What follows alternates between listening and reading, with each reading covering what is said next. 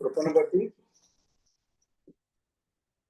ఆయన అనంతమైనటువంటి వాత్సల్యతను బట్టి దేవుని పిల్లలంగా మరొకసారి సజీవంగా ఉన్న కారణాన ఈ సాయంకాలం అందు ఈ 3వ బైబిల్ స్టడీలో మనం జాయిన్ కావడానికి ప్రభు చూపిన కృపకై చేసిన సహాయానికై నేను ప్రభుని ఎంతగానో స్తుతిస్తున్నాను.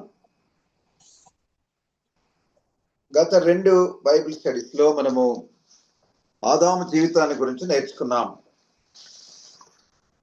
సృష్టిలో తొలి మానవుడిగా ఉన్నటువంటి ఆదాము దేవుడు ఆయనను ఎందుకని సృజించాడు, ఏ ఉద్దేశంతో చేశాడన్న విషయాలు చూసాం. తన మహిమ కొరకై తాను సృజించాడు తనను.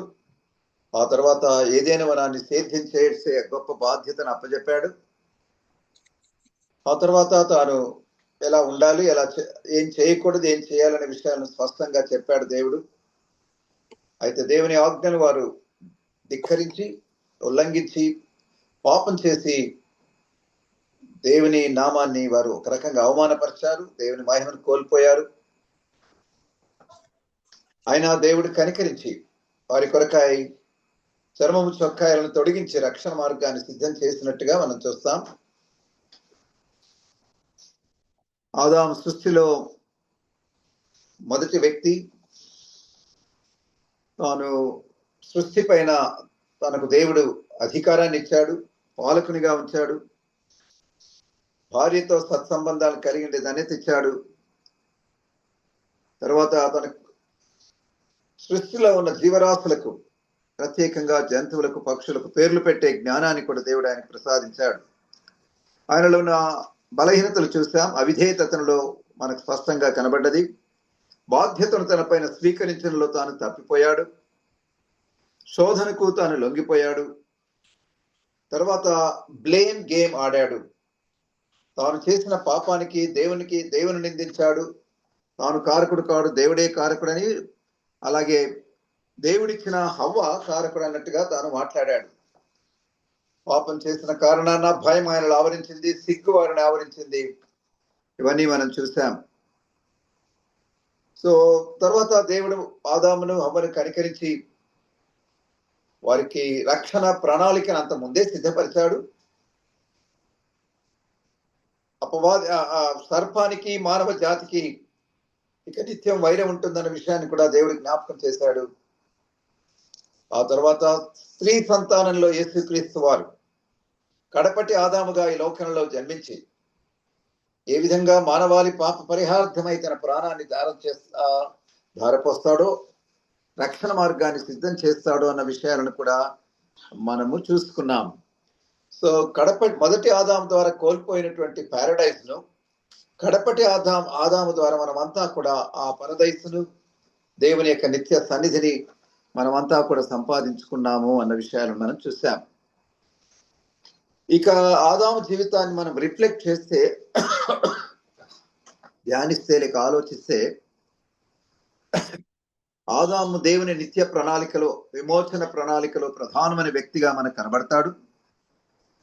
ఆదాము యొక్క మానవ స్వభావాన్ని, మనం బలహీనమైన స్వభావాన్ని ఎక్కడ చూస్తాం.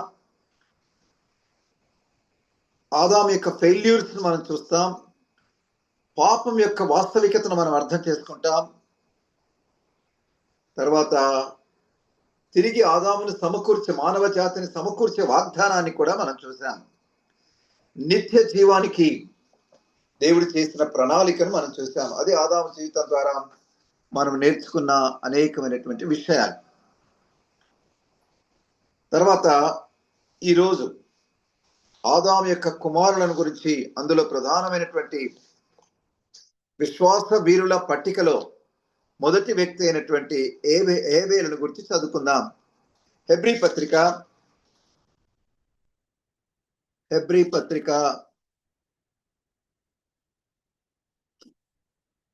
11వ అధ్యాయం. హెబ్రీ పత్రిక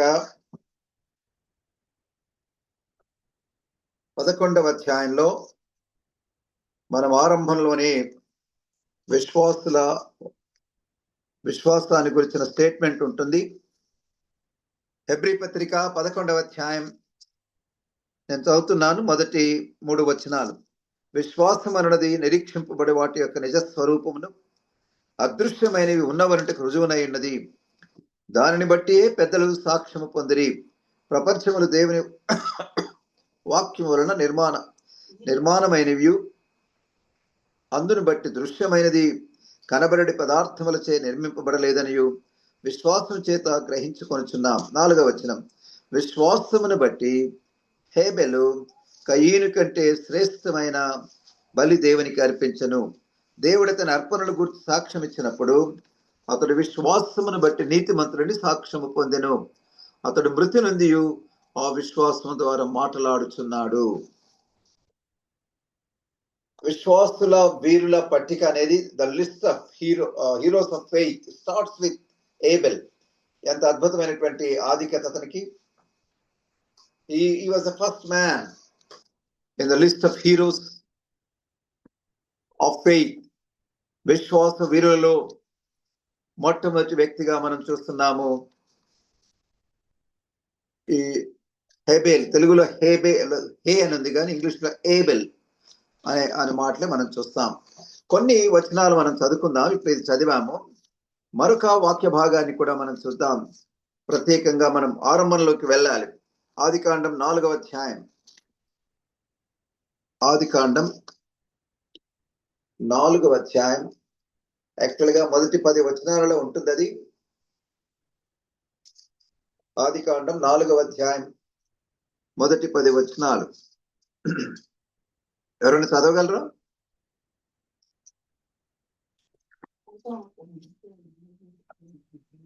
ఆదాము తన భార్య అయిన హవ్వాను కూడినప్పుడు ఆమె గర్భవతి అయి కయీనును కని, యెహోవా దయ వలన ఒక మనుష్యుని సంపాదించుకొన్నానెను. తరువాత ఆమె అతని తమ్ముడగు హేబేలును కనెను. హేబేలు గొర్రెల కాపరి, కయీను భూమిని సేద్యపరచువాడు. కొంతకాలమైన తరువాత కయీను పొలము పంటలో కొంత యెహోవాకు అర్పణగా తెచ్చెను. హేబేలు కూడా తన మందలో తొలిచూలును పుట్టిన వాటిలో క్రొవ్విన వాటిని కొన్ని తెచ్చెను. యెహోవా హేబేలును అతని అర్పణము లక్ష్య పెట్టెను, కయీనును అతని అర్పణము ఆయన లక్ష్య పెట్టలేదు. కాబట్టి కయీనుకు మిక్కిలి కోపము వచ్చి అతడు తన ముఖము చిన్నబుచ్చుకొనగా, యెహోవా కయీనుతో, నీకు కోపమేలా? ముఖము చిన్నబుచ్చుకొని ఉన్నావేమి? నీవు సత్క్రియ చేసిన ఎడల తలనెత్తుకొనవా? సత్క్రియ చేయని ఎడల వాకిట పాపము పొంచియుండును. నీ ఎడల దానికి వాంఛ కలుగును, నీవు దానిని ఏలుదువు. కయీను తన తమ్ముడైన హేబేలుతో మాటలాడెను. వారు పొలములో ఉన్నప్పుడు కయీను తన తమ్ముడైన హేబేలు మీద పడి అతనిని చంపెను. యెహోవా, నీ తమ్ముడైన హేబేలును ఎక్కడున్నాడని కయీనును అడుగగా, అతడు, నేనెరుగను, నా తమ్మునికి నేను కావలి వాడనా అనెను. అప్పుడు ఆయన, నీవు చేసిన పని ఏమిటి? నీ తమ్ముని రక్తము యొక్క స్వరము నేలలో నుండి నాకు మొరపెట్టుచున్నది. కావున నీ తమ్ముని రక్తమును నీ చేతిలో నుండి పుచ్చుకొనుటకు నోరు తెరిచిన ఈ నేల మీద ఉండకుండా నీవు శపింపబడిన వాడవు. నీవు నేలను సేద్యపరుచునప్పుడు అది తన సారమును ఇక మీదట నీయదు. నీవు భూమి మీద దిగులు పడుచు దేశదిమ్మరివై ఉందువు. చాలు చాలు చాలు చాలు చాలు థ్యాంక్ యూ. చాలు. ఇక్కడ చాలా స్పష్టంగా ఆదాముకు 2 కుమారులు కలిగినట్టుగా ఇక్కడ మనం చూస్తాం. మొట్టమొదటిగా కయీను జ్యేష్ఠ కుమారుడు అన్నమాట చూస్తాం. తర్వాత అతని తమ్ముడకు హేబేలును కనిన 2వ వచనంలో మనం చూస్తాం. హేబేలు కయీనుల యొక్క వాళ్ళ వృత్తి ఏంటి, వాళ్ళు ఏం పని చేసేవారు అనేది ఇక్కడ చాలా స్పష్టంగా మనం చూస్తాం.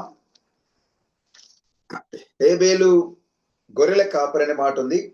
కయీను భూమిని సేద్యపరచువాడనే మాట ఉంది. తర్వాత కొంతకాలం అయిన తర్వాత వారు దేవునికి అర్పణలు తీసుకొని వస్తారు. కయీను తన పొలం పంటలో తాను కష్టపడి సంపాదించింది, సేద్యం చేసింది తీసుకొని దేవునికి అప్పగిస్తాడు, దేవునికి అర్పిస్తాడు.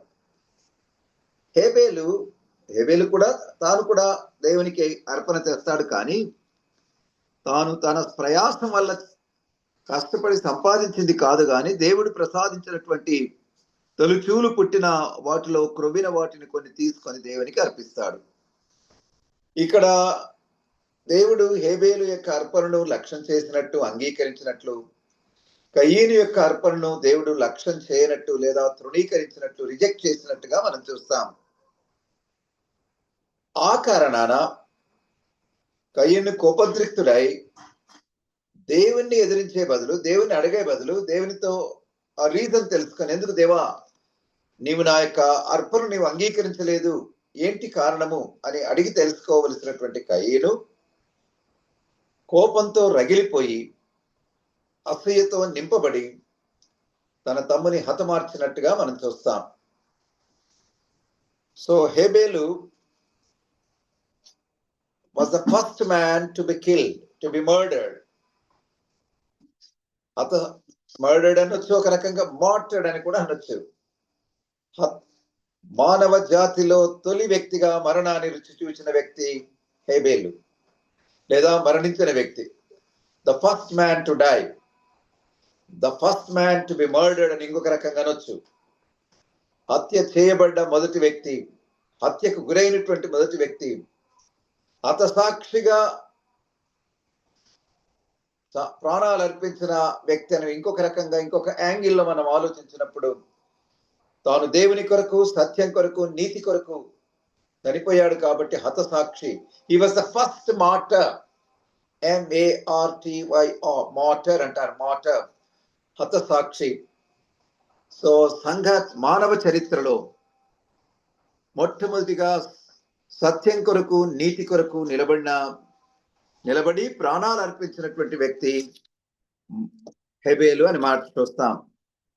ఈ హేబేలును గురించి యేసు ప్రభు మాట్లాడుతూ మత్తయి సువార్త 23వ అధ్యాయం 35వ వచనంలో హేబేలును యేసయ్య నీతిమంతుడు అంటాడు. చాలా అద్భుతమైన మాట అది. యేసయ్య హేబేలును నీతిమంతుడని పిలుస్తాడు. మత్తయి సువార్త 23వ అధ్యాయం 35వ వచనం, నీతిమంతుడైన హేబేలు రక్తం మొదలుకొని బలిపీఠమునకును దేవాలయమునకును మధ్య మీరు చంపిన బరకియా కుమారుడు జకర్యా రక్తం వరకు భూమి మీద చిందింపబడిన నీతిమంతుల రక్తం అంతయు మీ మీదికి వచ్చును. యేసు ప్రభు వారు మాట్లాడుతూ, ఆనాడు ఇశ్రాయేలుతో మాట్లాడుతూ, వేషధారులైనటువంటి శాస్త్రులు పరిశీలితో ఆయన మాట్లాడుతూ హేబేలును జ్ఞాపకం చేస్తాడు. నీతిమంతుడైన హేబేలు అనే మాట యేసయ్య ప్రస్తావిస్తున్నాడు. అలాగే హెబ్రీ గ్రంథకర్త కూడా హేబేలును నీతిమంతుడనే మాట ప్రయోగించాడు. సో హేబేలు వృత్తిరీతిగా, ఇప్పుడు మనము ఆయన వృత్తిని గురించి కొంత ఆలోచన చేద్దాం. అసలు హేబేలు అనే మాటకు అర్థం నేను చెప్పడం మర్చిపోయాను, క్షమించండి.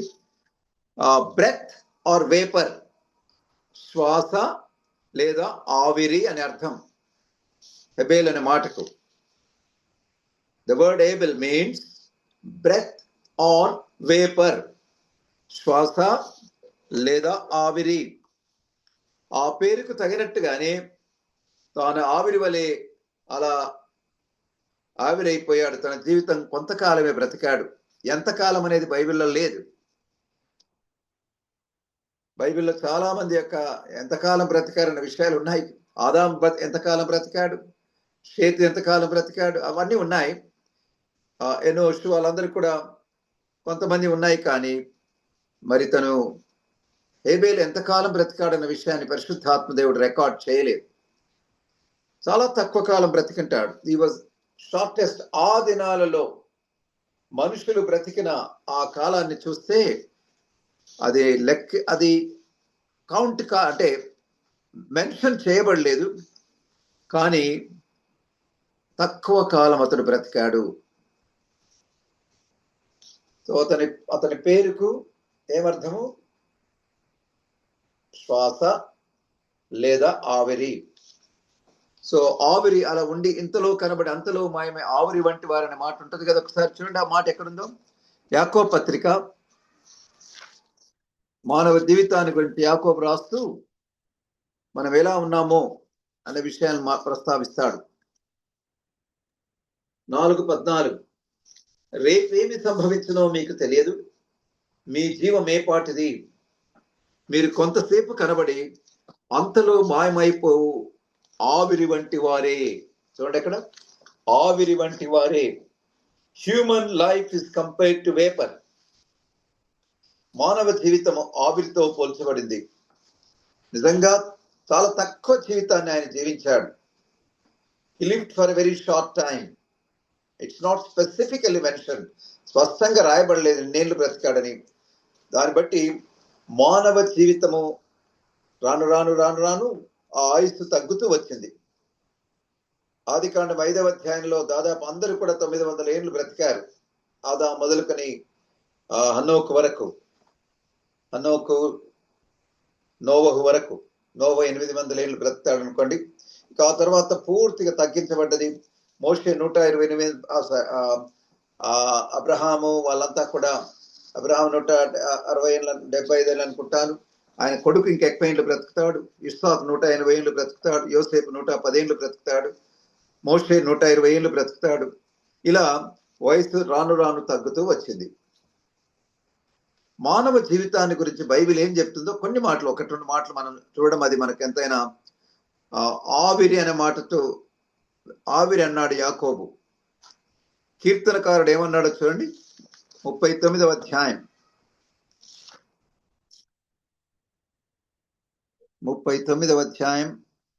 5వ వచనం. నా దినముల పరిమాణము నీవు బెత్తడంతగా చేసి ఉన్నావు. నీ సన్నిధిని ఆయుష్కాలము లేనట్టే ఉన్నది. ఎంత స్థిరుడైనను ప్రతి వాడును కేవలం వట్టి ఊపిరి వలె ఉన్నాడు. చూడండి, ఊపిరి వలె ఉన్నాడు.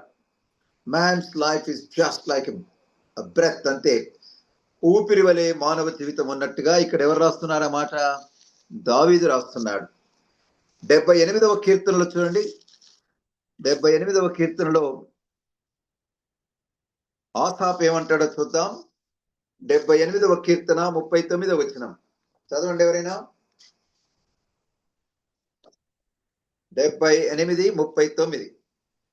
కాగా వారు కేవలము శరీరులై ఉన్నారనియు, విసిరి వెళ్లి మరలి రాని గాలి వలెనున్నారనియు ఆయన జ్ఞాపకము చేసుకొనెను.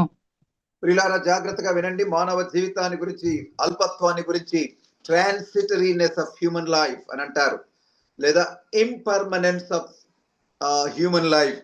మనము మానవ జీవితం యొక్క అశాశ్వతాన్ని గురించి, అశాశ్వత లక్షణాన్ని గురించి, క్షణిక స్వభావాన్ని గురించి ఇక్కడ మనం చూస్తాం. విసరి వెళ్ళి, గాలి అలా విసురుతుంది, అలా వెళ్ళిపోతుంది, మళ్ళీ వెనకకు రాదు. అలాగే ఉన్నామంట మనమంతా కూడా. విసరి వెళ్ళి మరల రాని గాలి వలె మనం ఉన్నాము. మనుషులంతా కూడా కేవలం శరీరులై ఉన్నారు అంటున్నాడు. సో ప్రియులారా, అనేక సార్లు విషయాలను మర్చిపోతాం. మనకున్నటువంటి ఆస్తిపాస్తులు, అంతస్తులు, హోదా, స్థాయి, వీటన్నిటి గురించి అతిశయపడుతుంటాం. నాకెంతుంది, నేను అది చేస్తాను, ఇది చేస్తాను అనుకుంటాం. మానవ జీవితం ఎంత అల్పమైందో ఇక్కడ అలా విసరి వెళ్ళి మరలా రాని గాలి వలె మనం ఉన్నామని కీర్తనకారుడైన ఆసాపు ఆయన తెలియచేస్తున్నాడు. బైబిల్లో యెషయా ఏమంటాడో చూద్దాం. చూడండి, యెషయా గ్రంథం 40వ అధ్యాయం, యెషయా 46వ వచనం 3వ భాగం. సర్వ శరీరులు గడ్డి అయి ఉన్నారు, వారి అందమంతయు అడవి పువ్వులే ఉన్నది. చూడండి, అడవి పువ్వు వలె. పువ్వు అలా వికసించి కొన్ని గంటలు అయిన తర్వాత వాడిపోతుంది. సో మానవ జీవితం కూడా అంతే. ఏ క్షణంలో ఈ లోకాన్ని విడిస్తామో, ఏ క్షణంలో మరణం మనల్ని ఆవరిస్తుందో, ఏ క్షణంలో దేవుని పిలుపుని అందుకొని వెళ్తామో మనకు తెలియదు. కాబట్టి మానవ జీవితము ఎట్లుందట, గడ్డి ఎండి పువ్వును దాని పువ్వు రాళ్ళను 7వ వచనంలో చూస్తాం. అయితే దేవుని వాక్యం నిత్యం నిలుచును. సో మానవ జీవితం యొక్క అల్పత్వాన్ని గురించి, ట్రాన్సిటరీనెస్ గురించి, momentary, our life is momentary, క్షణికంగా మనం ఉంటాం. కాబట్టి మానవ జీవితాన్ని గురించిన సత్యాన్ని మనం తెలిసిన వారంగా ఈ లోకంలో మనం బ్రతకాలని దేవుడు ఆశిస్తాడు. హోషేయ గ్రంథం 13వ అధ్యాయం అక్కడ మరొక చక్కటి వర్ణన ఉంది మానవ జీవితాన్ని గురించి. 13వ అధ్యాయం 3వ వచనం. కాబట్టి వారు ఉదయమున కనబడు మేఘము వలెను పెందలకడ గతించు ప్రాతకాలపు మంచు వలె ఉందురు. కళ్ళములో నుండి గాలి ఎగరగొట్టు పొట్టు వలెను కిటికీలో గుండా పోవు పొగ వలె ఉందురు.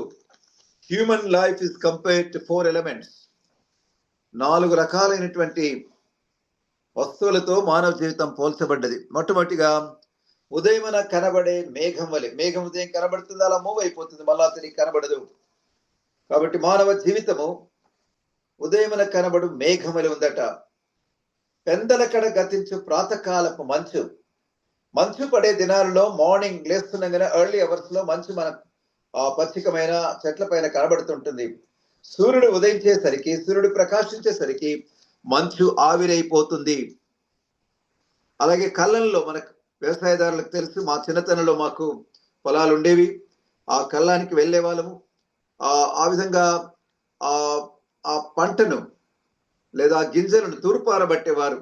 తూర్పారబడుతున్నప్పుడు చెత్త చెదారం అంతా కూడా అలా గాలి కొట్టుకొని పోతుంది. ఇక్కడ ఏమంటున్నాడు? గాలికి ఎగరగొట్టు పొట్టు వలె గింజలు అలా కింద పడతాయి, ఆ పొట్టు కొట్టుకొని పోతుంది. మానవ జీవితం అలా ఉంది. 4వ మాట చూడండి అక్కడ, కిటికీలో గుండా పోవు పొగవలె ఉందురు. ముఖ్యంగా కట్టెలతో వంట చేసేటప్పుడు పొగ బాగా బయటికి వెళ్ళేది. అలా బయటికి వెళ్ళి చూస్తే అది తిరిగి గాలిలో కలిసిపోయి కనబడిన స్థితి. సో ఈ సాయంకాలం మందు హెబేలు అనే మాట ద్వారా మనం నేర్చుకోవాల్సిన సత్యం ఏంటంటే, life is short, death is certain, and then judgement.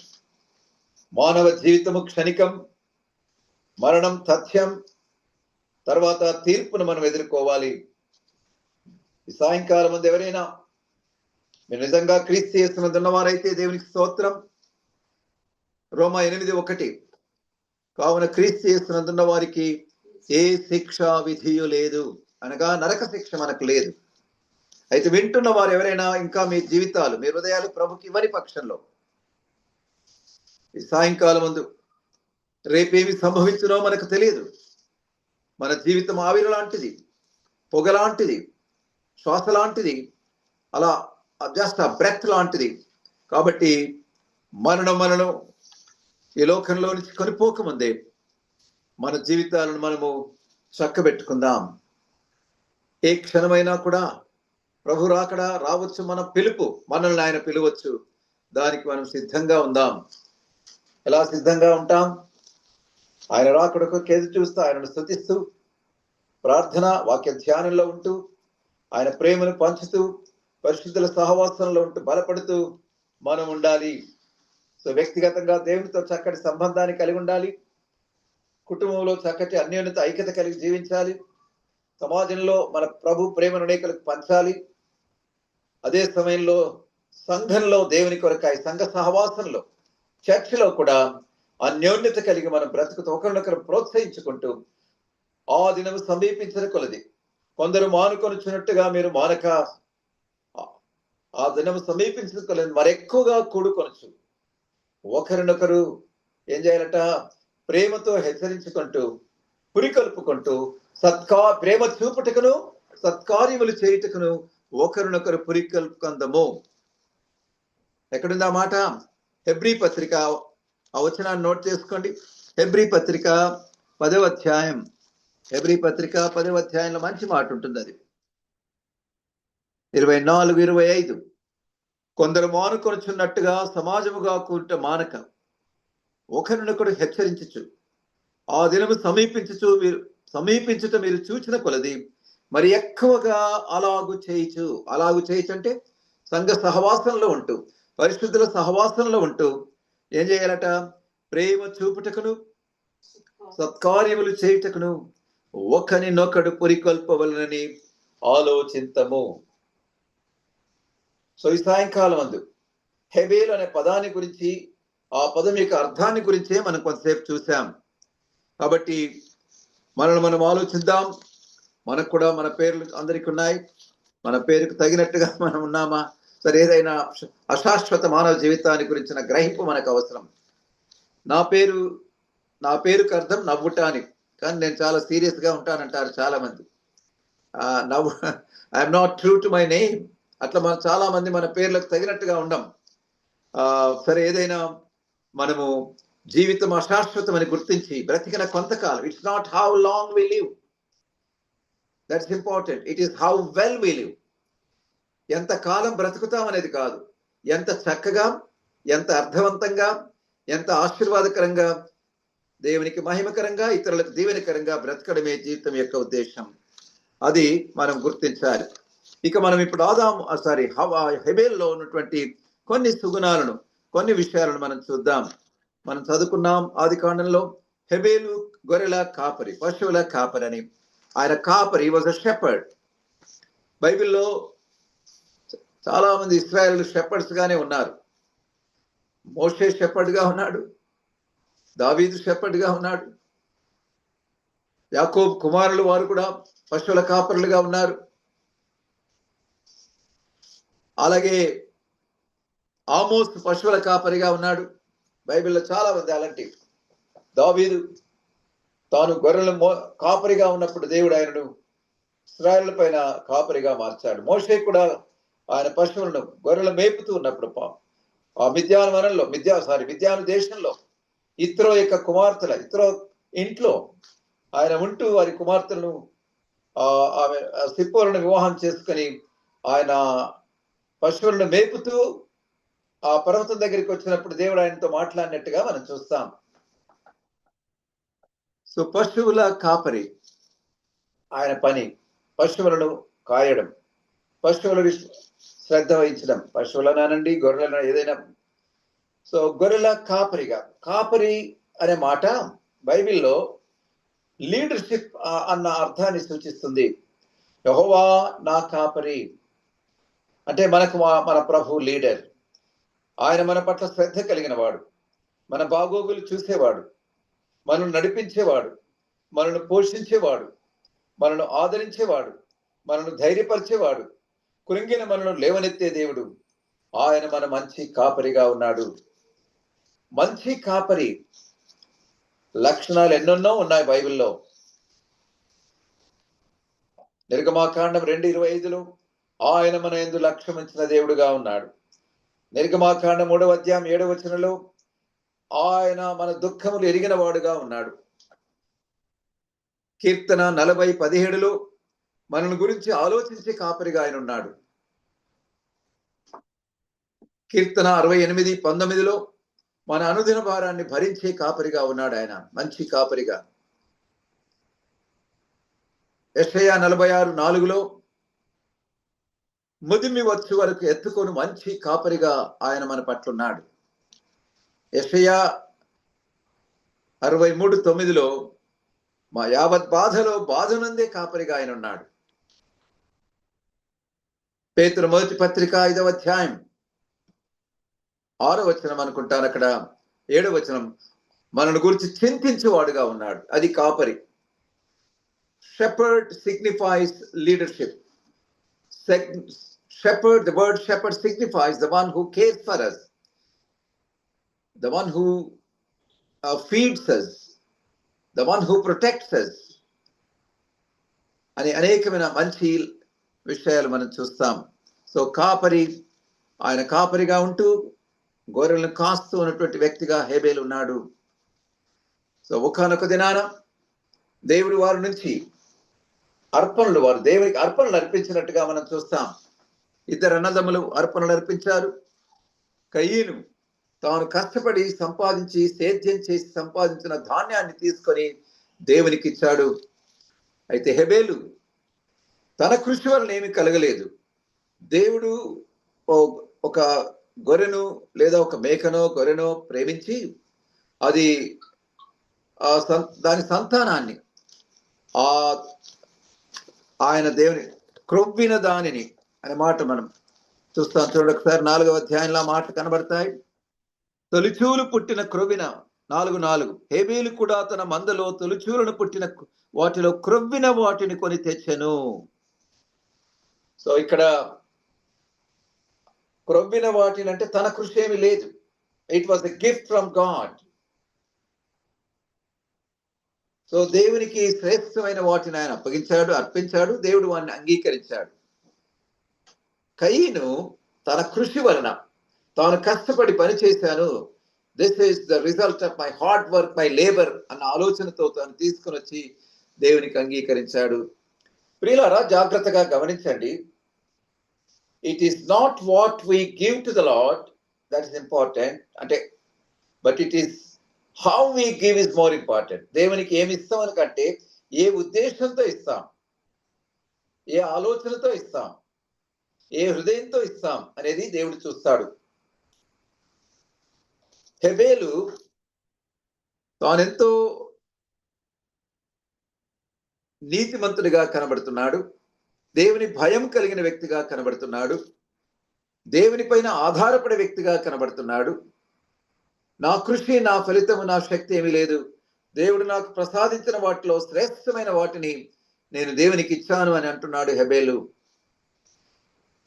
మన అర్పణ కంటే మన జీవితం ఎలాంటిది దేవుడు చూస్తాడు. మన అంతరంగాన్ని, మన యాటిట్యూడ్ని దేవుడు చూస్తాడు. మన వైఖరిని దేవుడు చూస్తాడు. మన దృక్పథాన్ని దేవుడు చూస్తాడు. మన క్రియలు కాదు, క్రియల తర్వాత. క్రియల కంటే క్రియ వెనక ఉన్న ఉద్దేశం ఏంటి?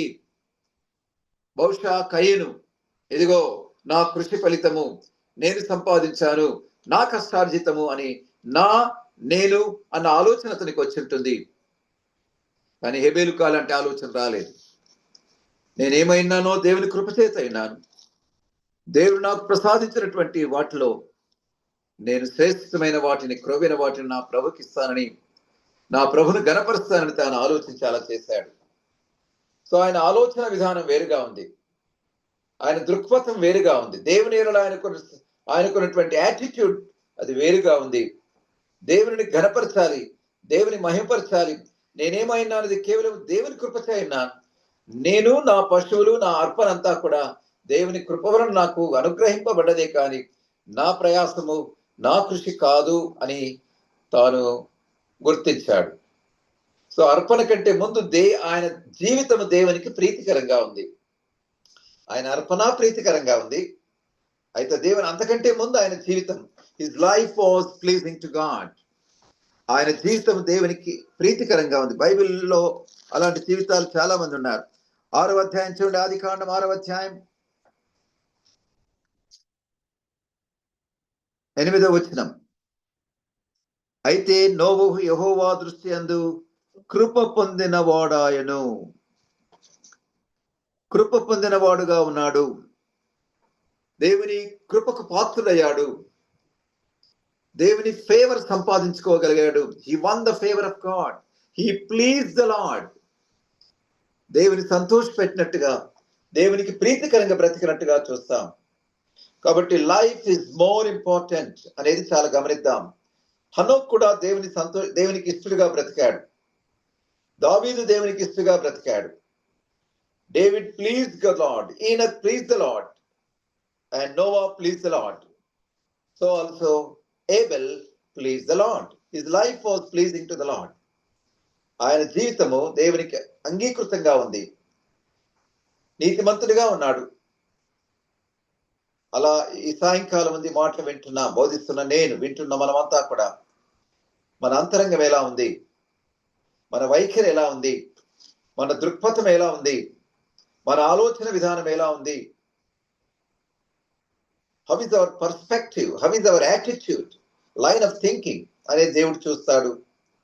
పైకి ఎంతగా దేవునికి ఇస్తున్నాం, ఎంతగా మనం ఇదిగో ఇంతగా నేను ఇచ్చాను అని పరిసయ్యుని వలె మనం అతిశయించే వారంగా ఉన్నామా?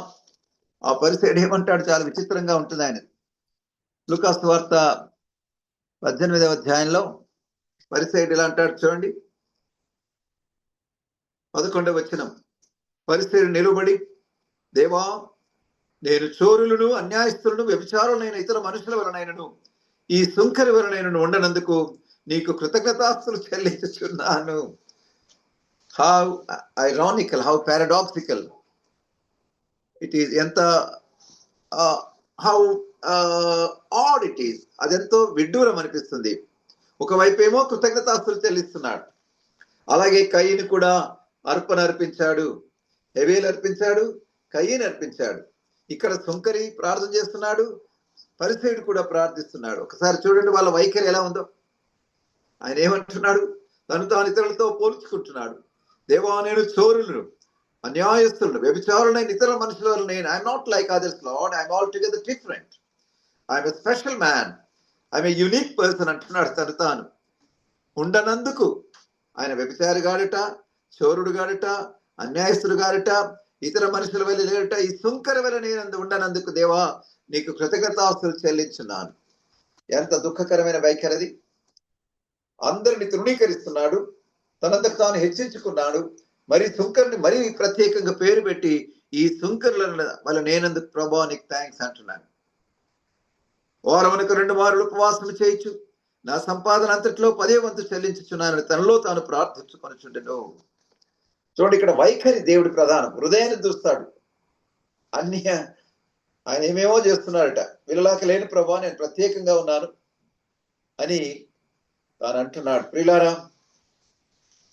హెబేలు హృదయం, హెబేలు వైఖరి, హెబేలు దృక్పథం, హెబేలు ఆలోచన విధానం యథార్థంగా ఉంది, నిజాయితీగా ఉంది, నిర్మలంగా ఉంది, నిష్కపటమైన జీవితాంతాన్ని జీవించాడు. కాబట్టి ఆయన జీవితం ఆయనకు అంగీకారంగా ఉంది. కాబట్టి అర్పణ కూడా అంగీకారంగా ఉంటుంది. జీవితం అంగీకారంగా లేకుండా ఉండి అర్పణ ఎంత అర్పించినా కూడా it's a total waste, it's an exercise and futility. అది వ్యర్థ ప్రయాసం అంటారు. కాబట్టి మనం ఎంత ఇస్తున్నామో అనేది కాదు, ఏ ఉద్దేశంతో ఇస్తున్నాం, ఏ దృక్పథంతో ఇస్తున్నాం, ఏ వైఖరితో ఇస్తున్నాం, ఏం చేసినా ఇచ్చినా ఏం చేసినా కూడా ఏ ఉద్దేశంతో చేస్తున్నాం అనేదే ప్రధానం.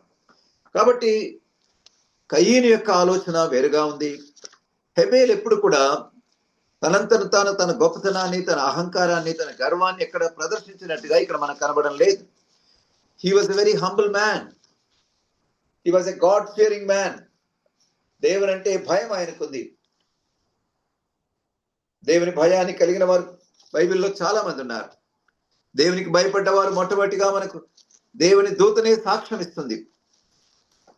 ఆదికాండం 22వ అధ్యాయంలో దేవుని దూత డైరెక్ట్ గా ఆ వ్యక్తితోనే చెప్తుంది, నీవు దేవునికి భయపడవాడవని. 22వ అధ్యాయం 12వ వచనం. ఆదికాండము 22:12 చదవండి ఎవరైనా.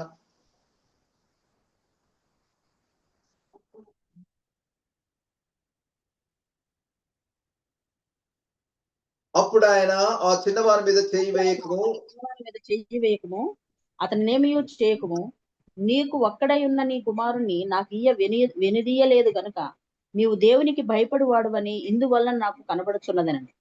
చూడండి, గాడ్, ఆ దేవుని యొక్క దూత, దేవుని పక్షాన వచ్చినటువంటి దేవుని యొక్క దూత అబ్రహాముని గురించి డైరెక్ట్ గా చెప్తున్నాడు. ఇందువలన నీవు దేవునికి భయపడుచున్నావు అని ఆయన సాక్ష్యం ఇస్తున్నాడు. What a testimony it was. ఎంత అద్భుతమైన సాక్ష్యం అండి. Because of this, Abraham, I realized that fear God. నీవు దేవునికి భయపడేవాడవని నీది ఎందువల్ల నాకు తెలుస్తుంది అంటున్నాడు. సో హెబేలు దేవునికి భయపడ్డవాడు, హనోకు దేవునికి భయపడ్డవాడు, నోవహు దేవునికి భయపడ్డవాడు, అలాగే అబ్రహాము దేవునికి భయపడ్డవాడు, ఇస్సాకు దేవునికి భయపడ్డవాడు, అలాగే యోసేపు కూడా దేవునికి భయపడ్డవాడు. అంటే యోసేపే చెప్తాడు, నేను దేవుని భయం నాలో ఉంది అంటాడు వాళ్ళ అన్నలతో మాట్లాడుతూ. ఆదికాండం 42వ అధ్యాయం 18వ వచనం. ఆదికాండం 42వ అధ్యాయం 18వ వచనం. 3వ దినమున యోసేపు వారిని చూచి, నేను దేవునికి భయపడువాడును, మీరు బ్రతుకున్నట్లు దీన్ని చేయుడి అన్నాడు. సో హెబేలు యథార్థత కలిగిన వాడు, నిర్మోహమాటంగా ఉన్నవాడు, నిష్కపటంగా ఉన్న వ్యక్తి. రెండవదిగా ఆయన దేవునికి భయపడిన వ్యక్తిగా మనం చూస్తాం. He was a God fearing man. ఈ మాటలు నీకు నాకు వర్తిస్తాయా? ఒకసారి ఆలోచిద్దాం. దేవునికి భయపడుతున్నామా? అనేక సార్లు మన బహిరంగ జీవితంలో భయపడటం చేస్తాం, కానీ అంతరంగంలో రహస్య జీవితంలో ఎన్నో సార్లు దేవునికి భయపడకుండా మనము దేవుని ఎదుట దేవునికి వ్యతిరేకంగా పాపం చేసే వారంగా లేమా అని ఆలోచిద్దాం. సో దేవుడు మనల గురించి చెప్పగలడా? అబ్రహామా, దీని వలన ఇదిగో ఇందును బట్టి నీవు దేవునికి భయపడవాడవని ఏది డిమాండ్ చేస్తే దాన్ని ఇచ్చాడు. దేవునికి భయపడే వారి లక్షణాలు ఒకటి ఏంటంటే, what ever God demands we should give. దేవుడు మన నుంచి కోరేది మనం ఇస్తున్నామా? ప్రభా ఇది కాదు ప్రభా, దీనికి బదులు ఇది ఇస్తాననే వారంగా ఉన్నామా? అదేదైనా కూడా, సమయమైనా కావచ్చు, సామర్థ్యమైన కావచ్చు, సంపదైనా కావచ్చు, whatever God demands of us, are we prepared to give it joyfully as Abraham did. Abraham సంతోషంగా దేవుడు డిమాండ్ చేసింది తెల్లవారుజామున లేచి గాడిద గంత కట్టుకొని పరివారితో కలిసి తాను ఆ స్థలానికి వెళ్ళి తన కుమారుని చక్కగా ఆ టేబుల్ పేర్చి, కట్టెలు పేర్చి, కత్తి తీసుకొని చంపడానికి సిద్ధంగా ఉన్నప్పుడు అబ్రహామా ఆగుమన్నాడు. ఇందువలన నీవు దేవునికి భయపడేవాడు అని నేను తెలుసుకున్నాను అని అంటాడు.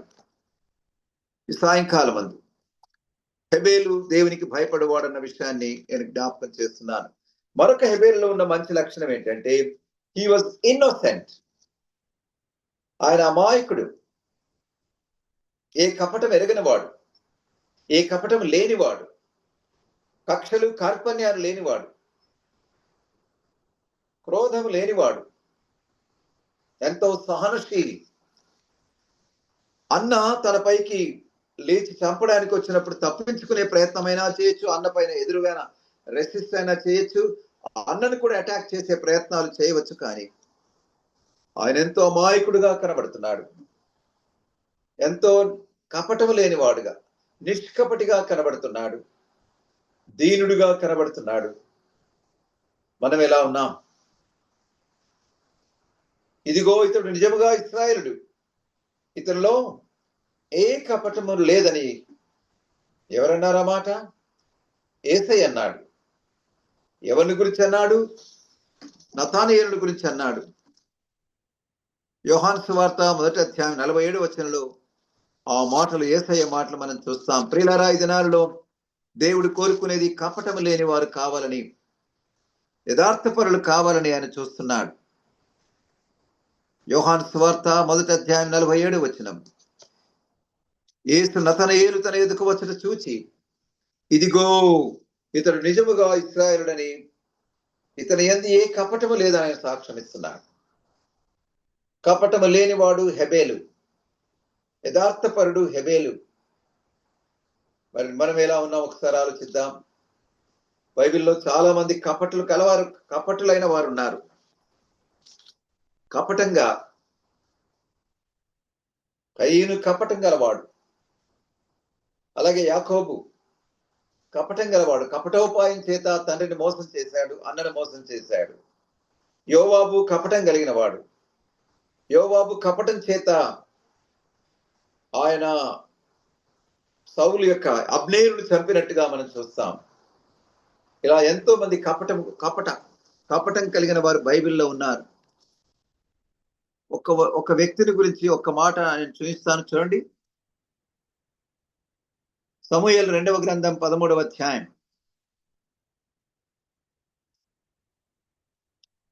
3వ వచనం. సమూయేలు 2వ గ్రంథం 13వ అధ్యాయం 13వ వచనం. అమ్నోనుకు మిత్రుడొకడుండెను, అతడు దావీదు సహోదరుడైన షిమ్యా కుమారుడు, అతని పేరు యెహోనాదాబు. ఈ యెహోనాదాబు బహు కపటము గలవాడు. హెబేలు ఏమాత్రము కపటము లేనివాడు, ఇక్కడ వీడు బహు కపటము గలవాడట. ఇంకా తర్వాత మీకు అర్థమవుతే ఎంత భయంకరమైన సలహా ఇచ్చాడో, ఎంత భయంకరమైనటువంటి రీతిగా మరి వానికి, అమ్నోనుకు తన చెల్లెలను చెరపడానికి వాడు సలహా ఇస్తాడు. అది వేరే విషయం మనకు, కపటానికి. సో అలాంటి కపట లక్షణాలు హెబేలులో లేవు. హెబేలు నిష్కపటి, కపటము లేనివాడు.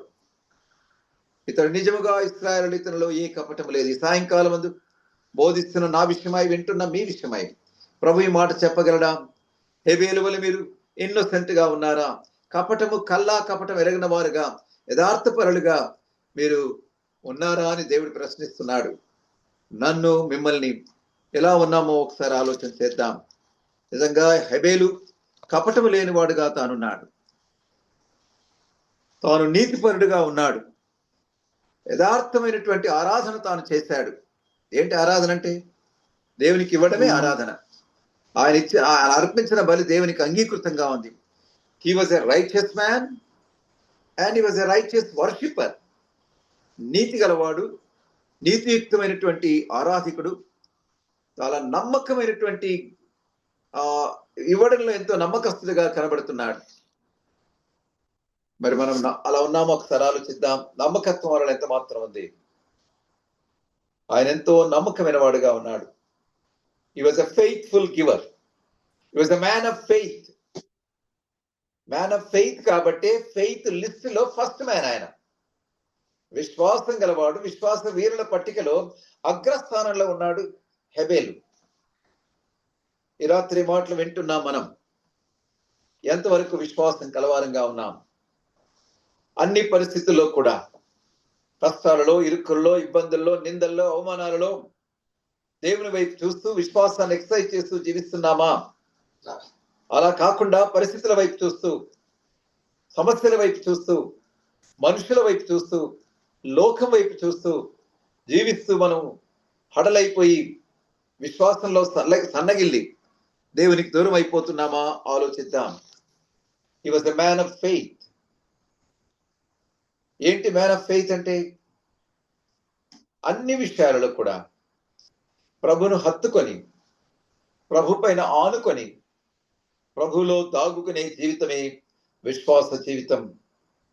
ప్రియ సహోదరి సహోదరుడా, పరిస్థితులు ఎంత సంకటంగా ఉన్నా, ఎంత క్లిష్టంగా ఉన్నా, ఎంత ప్రతికూలంగా ఉన్నా, ఎంత విషమంగా ఉన్నా, నువ్వు నేను అనేక సార్లు మనం చేసే పెద్ద పొరపాటు ఏంటంటే, మన వైపు చూసుకుంటాం, ఇతరుల వైపు చూస్తాం, సమస్యల వైపు చూస్తాం, అయ్యో ప్రభా ఏంటిది అని అనుకుంటాం. కానీ ఈ అగ్నిగుండములో నుండి మా దేవుడు మమ్మల్ని రక్షించడానికి సమర్థుడని ధైర్యంగా నెబుకద్నెజరు బెదిరింపు మాటల వైపు చూడకుండా, ఆయన ఇంటిమిడేటరీ వర్డ్స్ వైపు చూడకుండా, ఆయన థ్రెటనింగ్ లాంగ్వేజ్ వైపు ఎంత మాత్రం కూడా గమనం పెట్టకుండా, ఆ ముందుగా కనబడుతున్న అగ్నిగుండాన్ని వారు చూడకుండా తమ జీవముగల దేవుని వారు చూసి, ఈ అగ్నిగుండములో నుండి మా దేవుడు మమ్మల్ని రక్షించడానికి సమర్థుడు.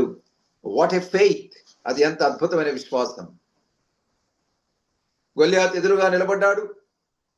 సౌలు వాడు ఛాలెంజ్ చేస్తున్నాడు, వరే ఇంతమంది ఎందుకు వస్తారు, ఊరికే ఎవరన్నా ఒకరిని చూజ్ చేసుకుని ఎన్నిక చేసుకోండి, వాడు వచ్చి నన్ను చంపేస్తే లేదా ఓడిస్తే మేము ఓడిపోయినట్టు, మీరు పంపేవాను నేను ఓడిస్తే మీరు ఓడిపోయినట్టు అంటే నోబడీ వాజ్ ప్రిపేర్డ్. ఎవరు వెళ్ళాలి మరి? చట్ట ప్రకారము న్యాయంగా ఎవరు వెళ్ళాలి? సౌలు వెళ్ళాలి. కానీ సౌలు ఆయన ఇంటెన్సివ్ కార్డియక్ కేర్ ఇంట్లో ఉన్నాడు. గుండె దడదడ కొట్టి హార్ట్ అటాక్ వచ్చేసి ఆయనను ఇంటెన్సివ్ కార్డియక్ కేర్ యూనిట్ లో అడ్మిట్ చేశారు. కానీ ఆ సమయంలో అన్నలకు సర్దియడానికి వెళ్ళి వారందరూ వారి ముఖాలను చూస్తుంటే వాడిపోయినాయి, భయకంపితులు అయిపోయారు. అన్న ఏంటి ఇట్లా ఉన్నారంటే, అదిగో థాట్స్ ఎట్లాకున్నాడు, వాడు చూడడం అని మాటలు వింటారు. ఒక్కసారి అలా గొల్లియాతు వైపు చూపించారు. దావీదు ఒక్క క్షణమే గొల్లియాతును చూశాడు, వాని మాటలు విన్నాడు. వెంటనే తన దేవుని వైపు చూస్తూ, జీవమగల దేవుని సైన్యములు తిరస్కరించుటకు ఈ సున్నతి లేని ఫిలిస్తీయుడు అంతటి వాడని తాను ధైర్యంగా చెప్పగలిగాడు. David pinned his faith on his God. దావీదు దృష్టి అంతా తన దేవుని మీద ఉంది. తన దేవుడు శక్తి గలవాడు, తన దేవుడు సర్వశక్తిమంతుడు, వీడు సున్నతి లేని దరిద్రుడు, వీడెవడు నా దేవుని తిరస్కరించడానికి, నా దేవుని సైన్యాలను తిరస్కరించడానికని.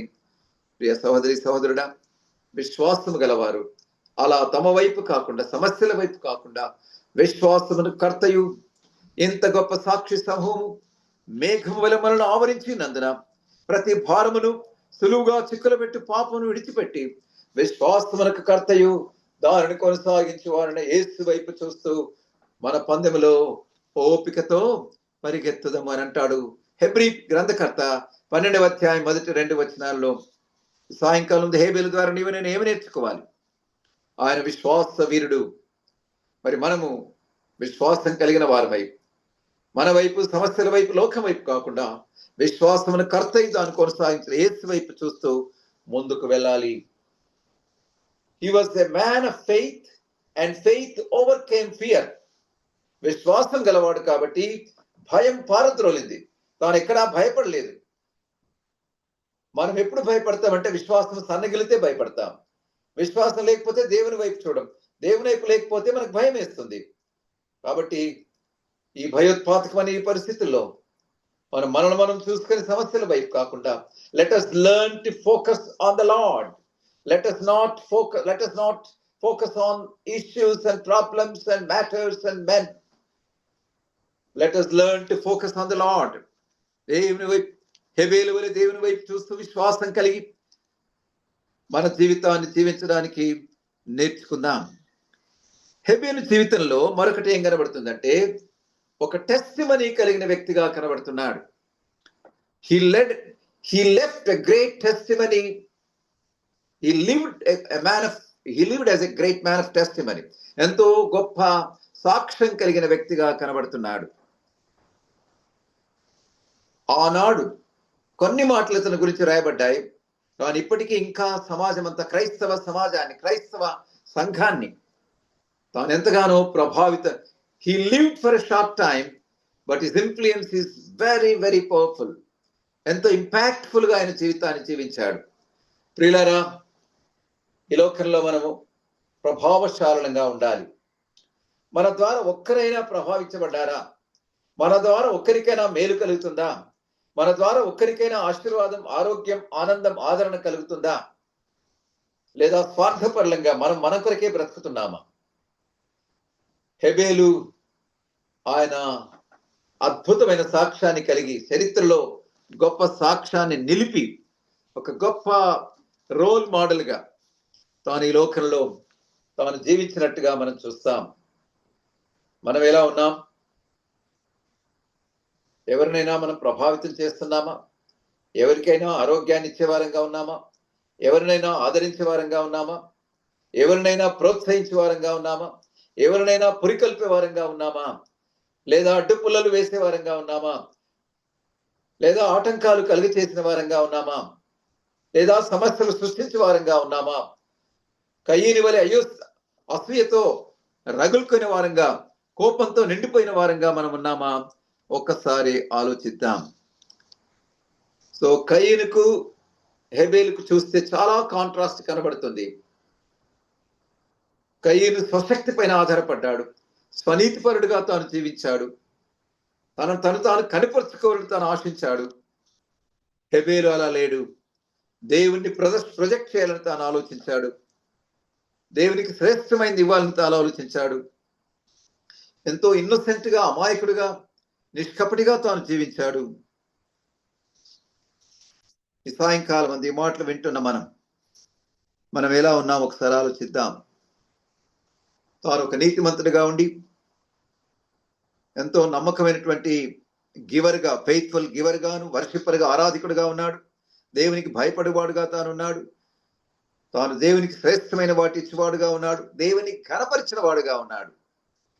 తాను అమాయకుడిగా, నిర్దోషిగా తానున్నాడు. కాబట్టి ఈ సాయంకాలం అందు మరి కయ్యను హెబేలును పోల్చి చూసినప్పుడు ఎంతో వ్యత్యాసం, ఎంతో తారతమ్యం కనబడుతుంది. నిర్దోషిగా, అమాయకుడిగా, పవిత్రుడిగా కనబడుతున్నటువంటి, నీతిమంతుడిగా కనబడుతున్నటువంటి హెబేలు వలె మనం ఉన్నామా?